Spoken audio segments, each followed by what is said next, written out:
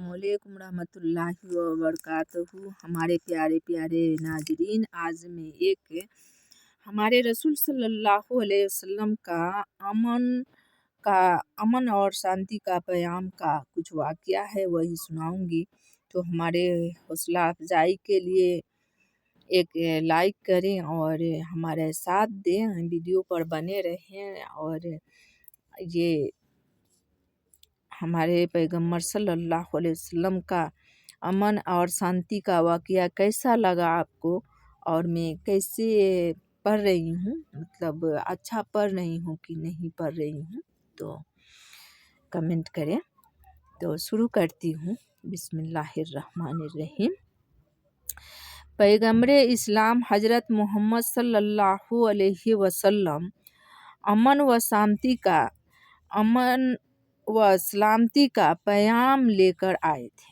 अल्लाहु अकबर। आपने देखा कि अरब में लोगों को अमन हासिल नहीं, रास्ते खतरनाक हैं, मुसाफिर दिन दहाड़े लूट लिए जाते हैं, उनकी फरियाद कोई नहीं सुनता, गरीबों पर जुल्म होता है, हर शख्स जिससे में कुछ भी जोर और ताकत है कमज़ोर को सताना और उस पर तरह तरह की जुल्म करना बड़े फ़ख्र की बात समझता है।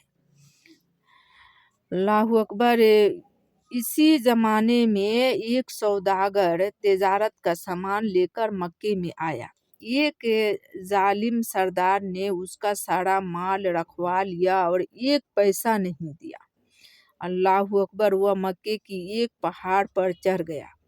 जिस वक्त लोग काबे की तवाफ के लिए आए, उसने बड़े दर्द भरी आवाज़ में फरियाद की और अपने शिकायत बयान की। लोग बहुत ज़्यादा मुतासिर हुए। ये वाक़या आपकी नबूवत के ऐलान से पहले हुआ।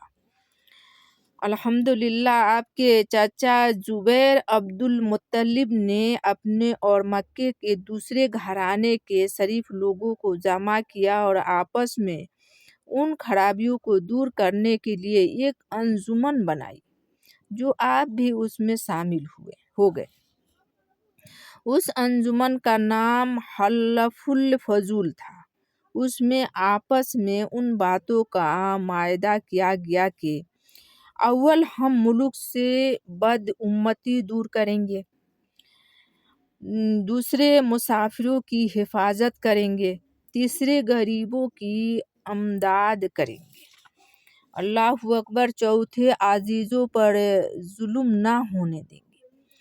पांचवें जालिमों और ज़बरदस्तों के मुकाबलों में मजलूमों की हिमायत करेंगे। छठे मक्के में किसी जालिम को ना रहने देंगे। अल्लाहु अकबर। अल्लाहु अकबर। आपने नेक कामों की इस कदर शोहरत हो गई कि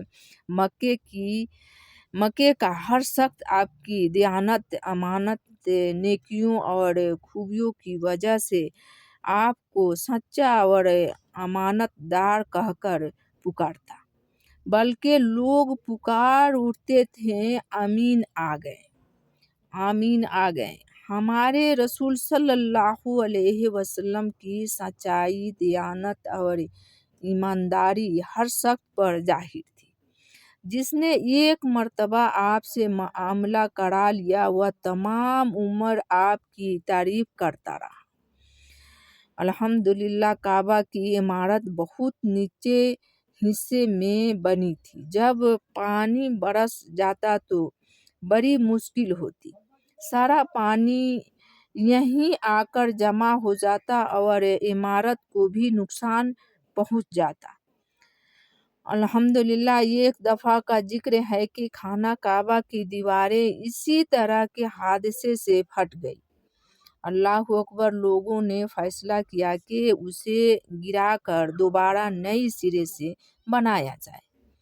इस नेक काम में कुरैश के तमाम घरानों के लोग शरीक थे।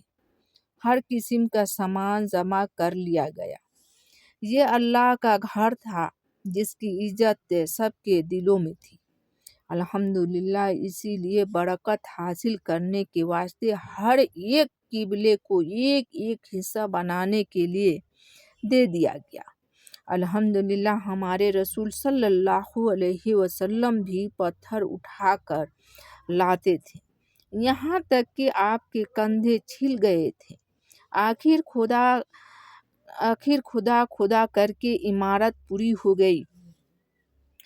حضرت ابراہیم علیہ السلام کی یادگار سیاہ پتھر حجرہ سود جب رکھنے کا وقت آیا تو ہر قبیلے یہی چاہتا تھا کہ یہ برکت صرف اس کے حصے میں آئے۔